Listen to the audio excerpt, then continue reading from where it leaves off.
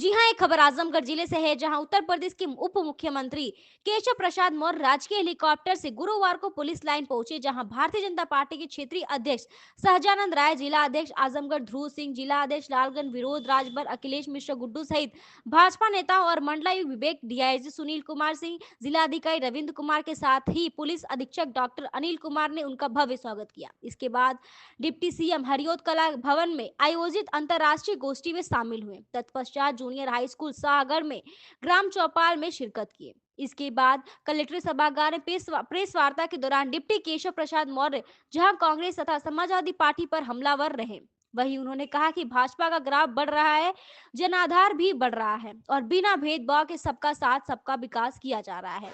प्रदेश सरकार ने deputy CM Keshav Prasad Maurya ने मीडिया कर्मियों से बातचीत करते हुए कहा कि आने वाले 2027 में चुनाव को 2017 से भी बड़ा विजय हासिल करेंगे और समाजवादी पार्टी के फर्जी पीडीए की धज्जियां उड़ेगी। समाजवादी पार्टी पर हमला होते हुए कहा कि उनके परिवारवाद, गुंडागर्दी तथा त्रुटिकरण की राजनीति अब सफल होने वाली नहीं है। कांग्रेस का जहां कोई अता पता नहीं है, लेकिन लोकसभा चुनाव के बाद हरियाणा, महाराष्ट्र, बिहार और दिल्ली जैसे प्रदेश में जीत के बाद कहने में कोई संकोच नहीं है कि समाजवादी पार्टी से जुड़े हुए लाल टोपी और जालीदार टोपी दोनों गायब हो गए हैं। आने वाले समय में पश्चिम बंगाल में भाजपा चुनाव जीतेगी। डिप्टी सीएम ने कहा कि अखिलेश यादव जी बिहार में चुनाव पराजय के बाद बौखलाहट में हैं। उनको बिहार चुनाव में लग रहा था कि आरजेडी की सरकार आ जाएगी और उत्तर प्रदेश में समाजवादी पार्टी सरकार आ जाएगी। उनको भी पता हो गया कि 2047 तक ना कांग्रेस, ना समाजवादी पार्टी और ना ही आरजेडी सरकार आने वाली है और पश्चिम बंगाल में टीएमसी और तमिलनाडु में डीएमके भी जाने वाला है। यूजीसी को लेकर सौर पर समाज को नाराज होने वाला सवाल पर कहा कि कोई नाराज नहीं है। बीजेपी अगड़ी जाति, बिछड़ी जाति, अनुसूचित जाति सबको सम्मान देती है। जो पीछे छूट गए हों उनको आगे बढ़ाने के लिए जो आवश्यक कदम उठाए जाएंगे। प्रेस वार्ता के दौरान डिप्टी सीएम ने कहा कि गांव के विकास में जो रोड मैप है वो पूरा रहेगा। श्रमिकों का कोई रोजगार छीनने वाला नहीं है। मनरेगा के माध्यम से जो भी सेवाएं लगी है उनके दायित्व में कोई कमी नहीं आएगी। पहले जो 90,000 करोड़ का बजट हुआ करता था, अब वह 1,51,000 करोड़ का बजट होने वाला है। तो ऐसी खास खबरों के लिए बने रहिए, देखते हुए वीडियो रिपोर्ट गंगा प्रकाश त्यागी के साथ।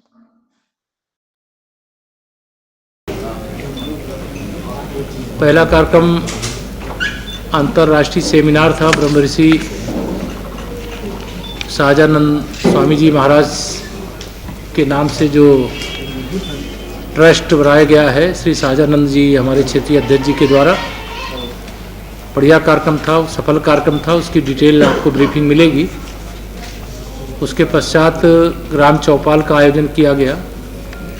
ग्राम चौपाल का आयोजन चूँकि मनरेगा की जगह अब विकसित भारत जी राम जी अधिनियम आ गया है, इसके माध्यम से गांव का सर्वांगीण विकास होगा।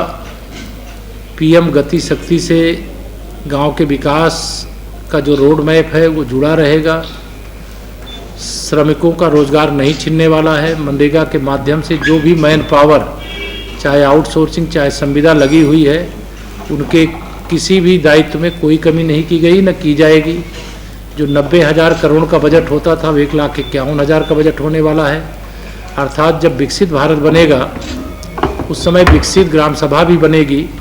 इसी लक्ष्य को लेकर के माननीय प्रधानमंत्री श्री नरेंद्र मोदी जी के नेतृत्व में केंद्र सरकार ने मनरेगा रूपी दानव ने जो भ्रष्टाचार करके 11 लाख करोड़ खा गया था, अब वह 11 लाख करोड़ अगर खर्चा होगा तो गांव स्मार्ट सिटी की तरह स्मार्ट ग्राम सभा भी बन जाएगी, ऐसा पूरा विश्वास रखते हुए बाकी जो जनपद में विकास कार्य हैं उनको तेज़ी से आगे बढ़ाने के निर्देश दिए गए हैं। महिला सशक्तिकरण की दिशा में आवश्यक कदम जो भी उठाए गए हैं, अच्छे उठाए गए हैं, उसके लिए तो मैं साधुवाद देता हूं, लेकिन और अच्छा प्रयास किया जाए, ऐसा मैं आज की बैठक में यहाँ पे निर्देश भी दिया हूं। कानून व्यवस्था चुस्त और दुरुस्त, यह भारतीय जनता पार्टी सरकार की आदरणीय योगी जी के नेतृत्व में हमारी उपलब्धि है। और डबल इंजन सरकार, चूँकि हमारी डबल इंजन सरकार है, केंद्र में भी है, प्रदेश में भी है, और 2047 विकसित भारत का लक्ष्य है और उत्तर प्रदेश में 2027 के विधानसभा चुनाव होने वाले हैं। मैं ये ज़रूर कह सकता हूँ कि 2027 के विधानसभा चुनाव में हम लोग 2017 से भी बड़ी विजय प्राप्त करेंगे और समाजवादी पार्टी के फर्जी पीडीए की धज्जी उड़ेगी। उनका परिवारवाद, उनकी गुंडागर्दी, उनकी तुष्टीकरण की राजनीति अब सफल नहीं होने वाली है। और कांग्रेस तो उत्तर प्रदेश में कहीं उसका आता पता नहीं है, लेकिन लोकसभा चुनाव के बाद हरियाणा, महाराष्ट्र, दिल्ली प्रदेश और बिहार चुनाव जीतने के बाद मुझे कहने में कोई संकोच नहीं है कि समाजवादी पार्टी से जुड़े हुए जो लाल टोपी वाले और जालीदार टोपी वाले, ये दोनों गायब हैं आजकल। तो भाजपा का ग्राफ बढ़ रहा है, जनाधार बढ़ रहा है और बिना भेदभाव के सबका साथ सबका विकास किया जा रहा है। पश्चिम बंगाल में भी भारतीय जनता पार्टी चुनाव जीतने जा रही है। अखिलेश यादव ने कहा कि जब सत्ता ने जब जुल्म करना शुरू किया तो उसे कलयुग आ जाता है, अधर्म के राह। देखिए, श्री अखिलेश यादव जी बिहार चुनाव में पराजय के बाद बहुत बौखलाहट में हैं। उनको बिहार चुनाव के पहले लग रहा था कि बिहार में आरजेडी की सरकार आ जाएगी और उत्तर प्रदेश में समाजवादी पार्टी की सरकार आ जाएगी, लेकिन अब उनको भी पूरा विश्वास है कि 2047 तक न कांग्रेस आने वाली है, न सपा आने वाली है, न आरजेडी आने वाली है और पश्चिम बंगाल में बची खुची टीएमसी और तमिलनाडु से डीएमके भी जाने वाला है। सर, यूजीसी के लेकर सर सवर्ण समाज सर बहुत नाराज है, इसके बारे में क्या? कोई नाराज नहीं। भारतीय जनता पार्टी अगला वर्ग, पाठक ने कहा है कि अगला वर्ग भारतीय जनता पार्टी अगड़ी जाति, पिछड़ी जाति, अनुसूचित जाति की जैसे गंगा यमुना सरस्वती की त्रिवेणी है, वैसे ये त्रिवेणी है। यहाँ पे सबका साथ सबका विकास, सबको सम्मान दिया जाता है। जो पीछे छूट गए हैं उनको आगे बढ़ाने के लिए जो जरूरी कदम होता है उठाया। Sir, deputy CM Brajesh Pathak ने कहा कि अगर सपा को मुसलमानों का वोट न मिलेगा तो वो पठाने भी नहीं जीत पाएंगे। ब्रजेश जी आएंगे तो उनसे पूछना आप किस लिए, किस परिपेक्ष में कहें, आप किस लिए सवाल कर रहे हैं। लेकिन क्या नहीं, पूज्य शंकराचार्य जी के चरणों में प्रणाम है, वो बढ़िया स्नान करें, उनसे प्रार्थना है और यह विषय का समापन करें, ऐसे आग्रह है। बयान क्या कहेंगे जो उन्होंने कहा कि जब सत्ता ही अधर्म करने लगे तो उसे कलयुग कहेगा? देखिए, श्री अखिलेश यादव जी इस समय बहुत फ्रस्ट्रेशन में चल रहे हैं बिहार चुनाव हारने के बाद।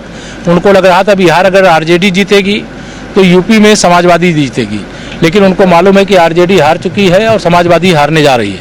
तो इसके कारण से वो बौखलाहट में हैं, घबराए हुए हैं, तिलमिलाए हुए हैं और वह तुष्टीकरण और जातिवाद और फर्जी पीढ़ी उनका चल नहीं पा रहा है।